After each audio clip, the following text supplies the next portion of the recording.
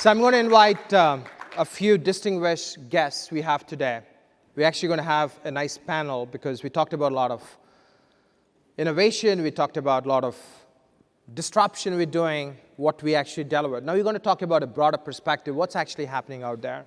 So we have the Cabinet Secretary for State of New Mexico, who is a CIO and a CISO, Mr. Raja Samandam. We also have the Chief Security Officer of Lumen, Jason Lynch, today with us. We have our own Tony Miller, who's the Vice President of Enterprise Services. And this will be moderated by Louis Columbus from VentureBeat. Welcome, please.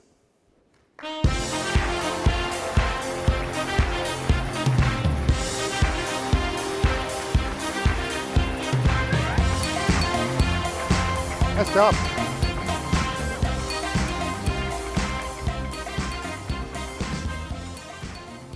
Well, good morning, everyone, and welcome to our panel today. I'm Louis Columbus with VentureBeat.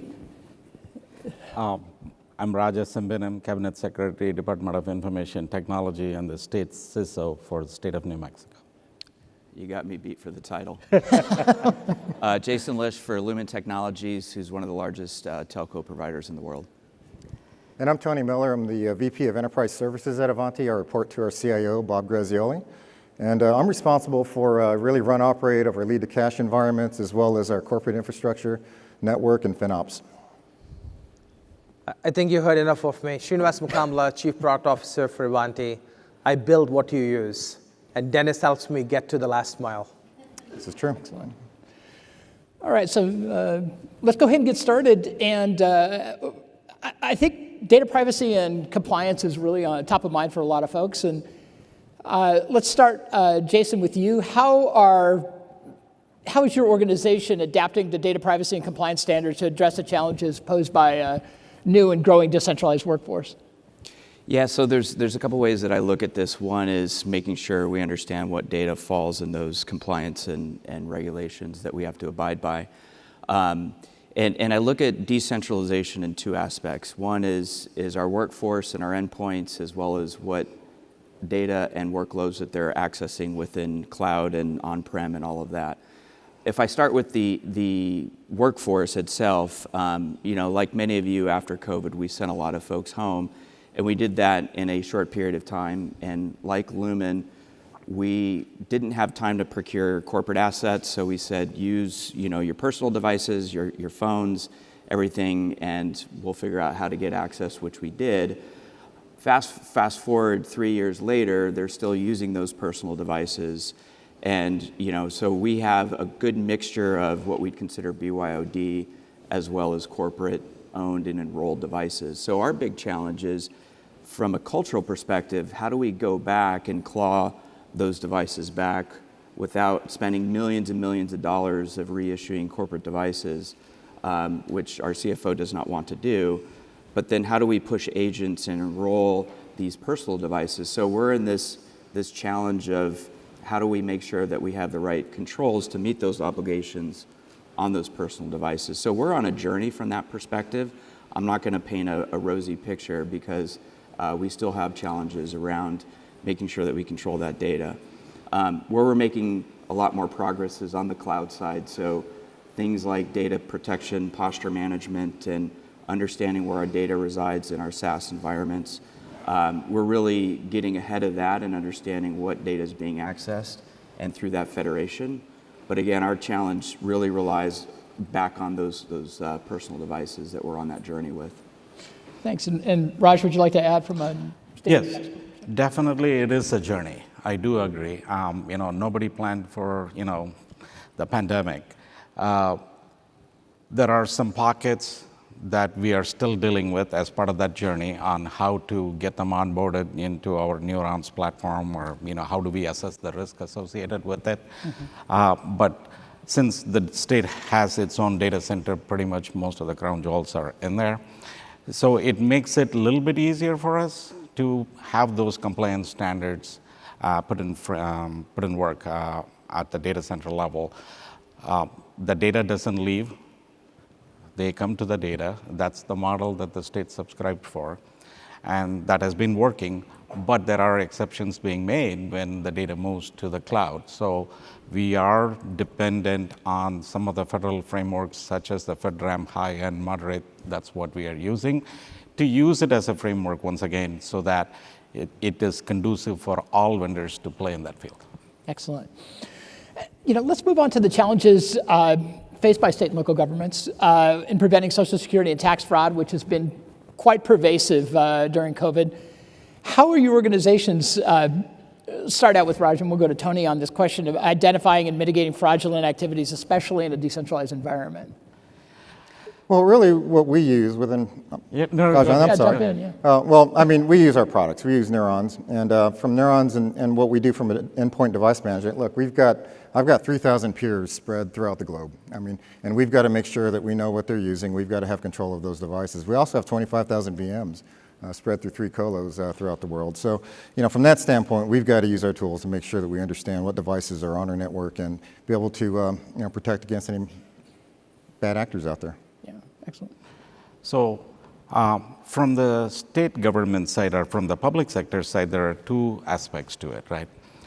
The federal government policies on what data needs to be protected, that flows through to us.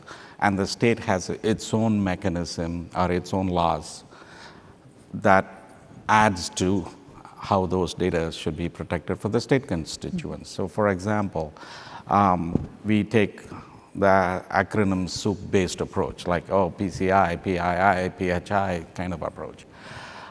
So if it is sensitive or confidential information, depending on which agency you talk to, they have their own mechanism of what that individual qualifying information is, or right, whatever that identifier is. They try to protect that with more layers of security.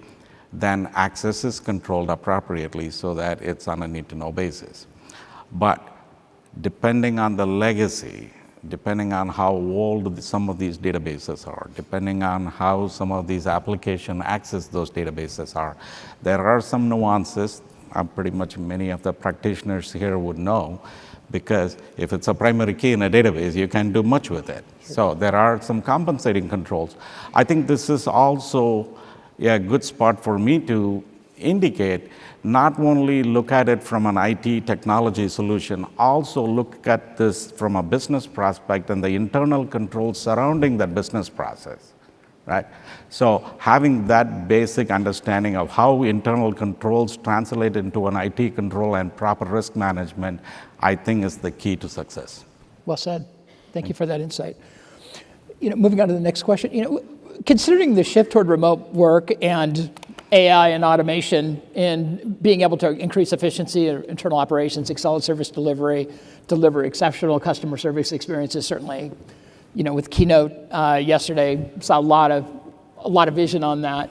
Let's start, Jason, with you. How are you taking that on with your company? So there's 3 ways that we're looking at AI. How do we drive more efficiency with our customers and our experience? We're doing a lot of this through our network provision automation. We're using AI, how we service our customers from a billing standpoint.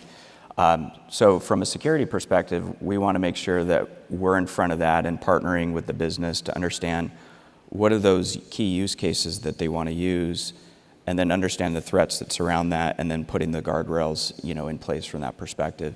So we've done a fairly decent job of putting governance in place to make sure that we have those security phase gates throughout the process. Never, 5 years ago, I didn't imagine that we would have an AI ethics committee and, AI governance in place, a full team that's doing nothing but, model engineering and things like that. From a workplace productivity standpoint, and I hate to mention the M word, but we have gone all in on Copilot, and we took a conservative effort because we wanted a commercial agreement in place for those protections, and we chose Microsoft to help enable our employee base. So we use GitHub for Copilot, M365, and a lot of that has been a cultural shift, a lot of training, a lot of development. So because it's a different way that our employee base is utilizing AI, and just having it ingrained as something that they do every day That's been a journey for us as well. And then I'd say with our security folks, and we'll get more into that, I think, is how do we retrain them as we use AI so they really understand what the data is the data accurate, so that when they're looking at outputs of the AI, they could take the appropriate actions and challenge it if they need to, because we don't want to get in a situation where we're just believing everything that the tool is telling us. We want to be able to reverse engineer that and make sure that we're making the right choice as a human as well. Mm-hmm. Tony, would you like to? Yeah, sure.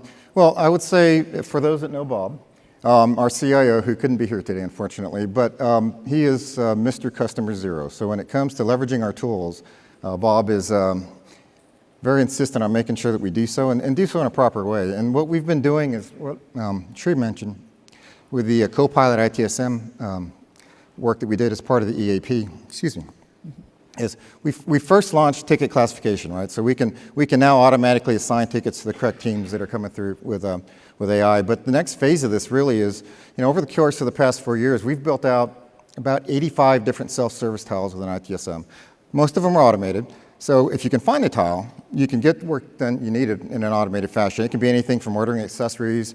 It could be whitelisting a domain. There's a number of different services that are out there. But where I see this going with AI is really there should be just one interface. And you ask the question and you route it to the right place. That includes deflection, it includes self-service, it includes any of the services that we're going to have. So that's where I think the leverage is going to come, is really making sure that we allow our people to interact with the teams, but where we can, take some of the non-value add tasks out of the teams that I've got working. Excellent. And how about from a state government perspective?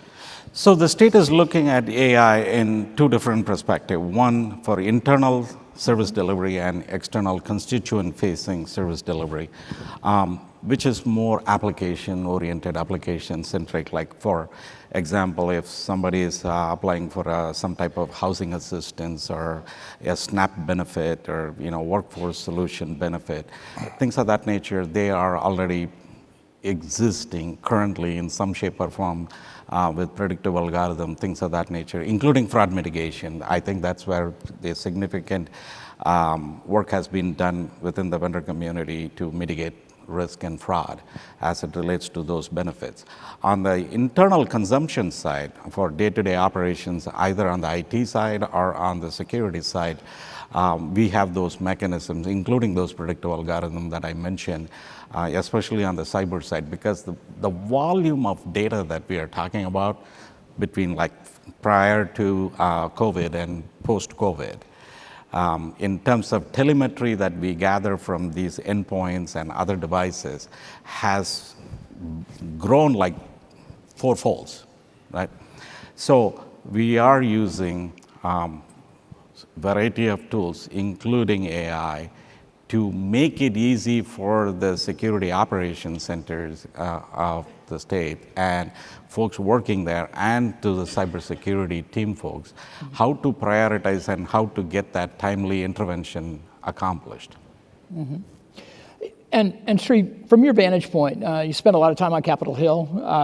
You advise a lot of legislatures on data privacy, cybersecurity, given your legacy in your career of defending the United States with cybersecurity overall strategies. What is your perspective of the privacy regulations and the American Data Privacy and Protection Act going on right now, literally today? They're discussing it. So thanks, Louis. I mean, first, it's always an honor to serve the nation in some form or shape. I mean, Jason did his part, I did my part, right? And whoever served this great nation, thank you all for what you have done. So the most important thing is, when you look at data privacy, there's actually another part called protection, right? Data Privacy and Protection Act.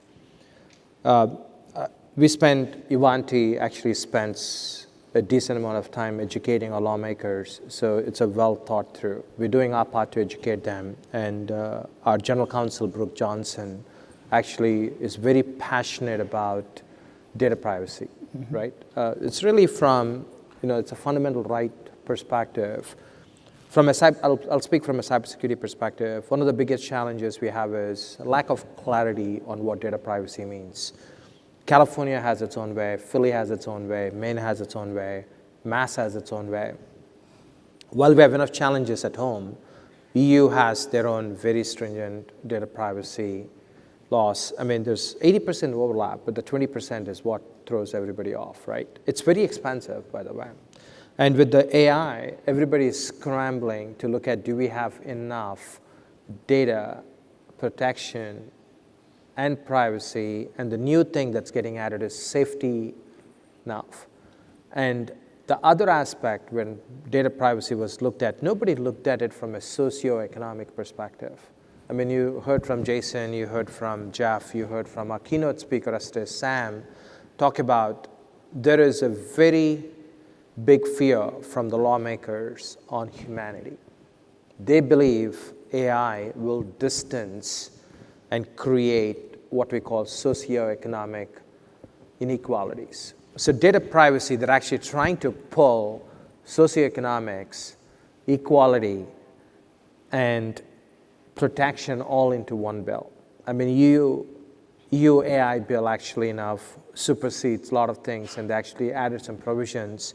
The United States AI bill is a lot more thoughtful, right? It's not too lenient, it's not too rigid, it's actually pro-innovation, but at the same time, they're truly addressing the 99% of the population that's underrepresented.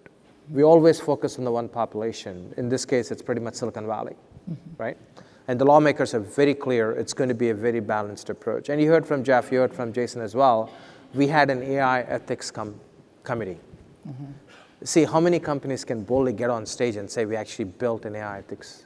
So as part of the regulation, you'll actually see that's a requirement. The second one is prepping the data. Jason touched on it, and Tony touched on it as well. Our CIO is big into that. Prepping the data, which means now you're going back to the fundamentals. Sam Rad talked about it, right? We're looking at errors, but the fundamentals are the same. We touched on device discovery. You want to know what devices you have. Now you want to know what data these devices are actually processing, transmitting, and managing. Now you want to label that.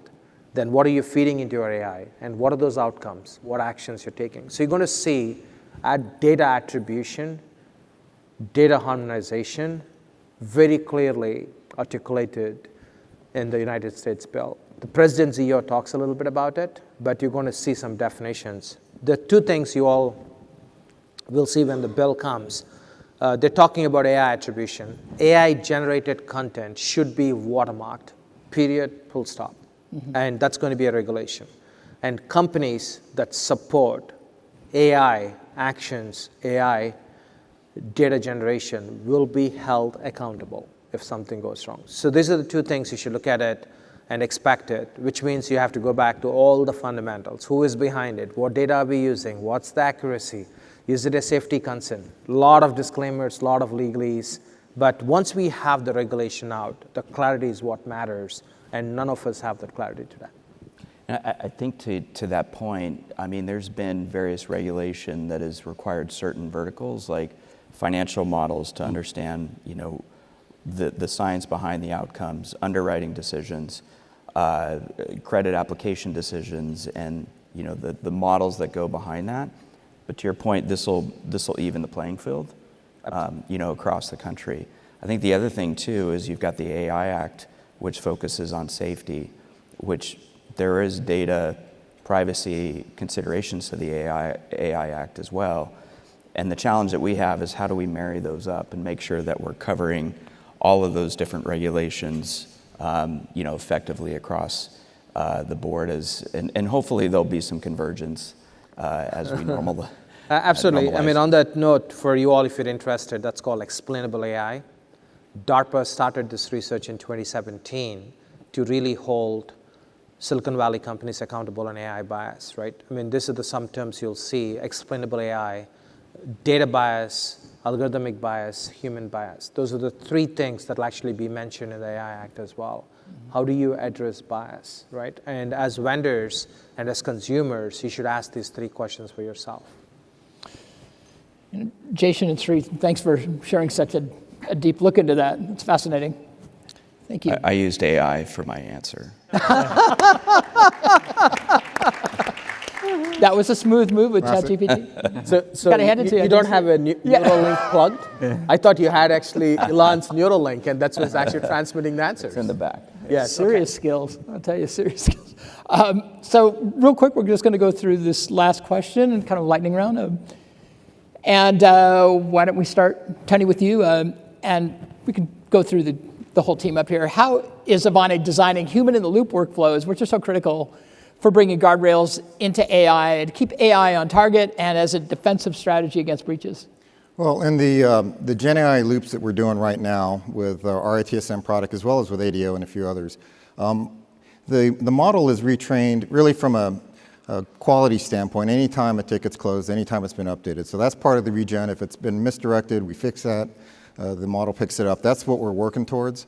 And I've been very impressed at how quickly the models can really adapt in this kind of scenario. So that's something, from making sure that the human has the interaction. From my standpoint, it's more about the nuts and bolts part of it, right? Let's get the work done. But from that standpoint, we're getting it directed to the right people that can do the work, and getting that done the first time matters a lot. So Excellent.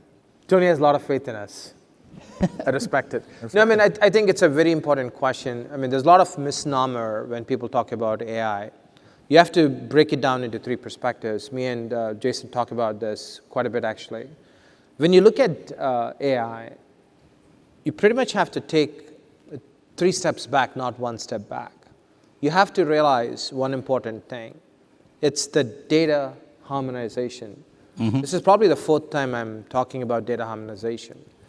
You need to know what your data sources are.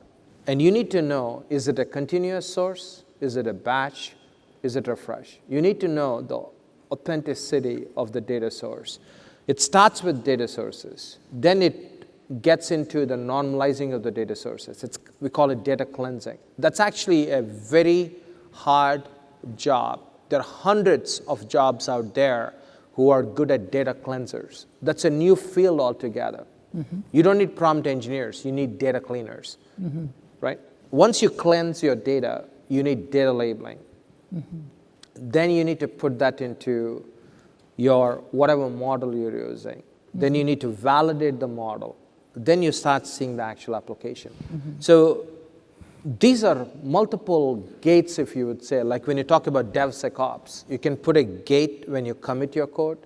You can put a gate when you cut a branch. You can put a gate when you compile, when you deploy, when you run. See, that's where the shift left came in, multiple gates rather than the old way of writing code, compiling it, and shipping it, right? You didn't have any gates. You just had 1 or 2 gates. It's runtime and then what you build. So with DevSecOps, you have 5, 6 gates. You can proactively look at vulnerabilities and weaknesses. With AI, actually, you'll have multiple gates where you have that always that validation that happens. And then when you get to the actual adoption of AI itself, end of the day, Tony touched on it, somebody has to go validate what AI said and what AI did. That's the human in the loop. You're not going to let planes fly. 90% of the flying is done with autonomous flying today. But however, for landing and takeoff, the human still has his hands on the equipment.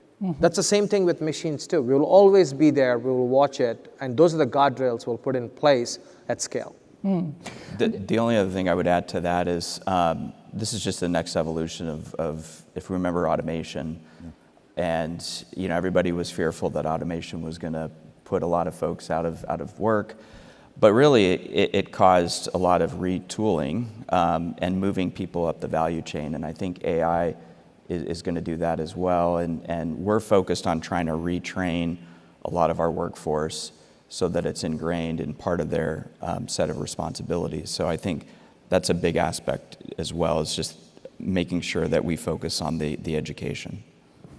Yeah, I definitely agree. Data is the key. The age-old saying, garbage in, garbage out. If the data is not good enough, then you are going to see the outcome of that, because the existing algorithms does not know what to do with a bad piece of data. So it can skew it. So harmonization and cleansing the data would be the first step, even before we go anywhere near to make AI contribute towards the effectiveness and the efficiency of our current workforce. Yeah. And with that, we wrap this up, and thank you all. It's been a great discussion, so I'll turn the stage back over to you, Shri. Thank you.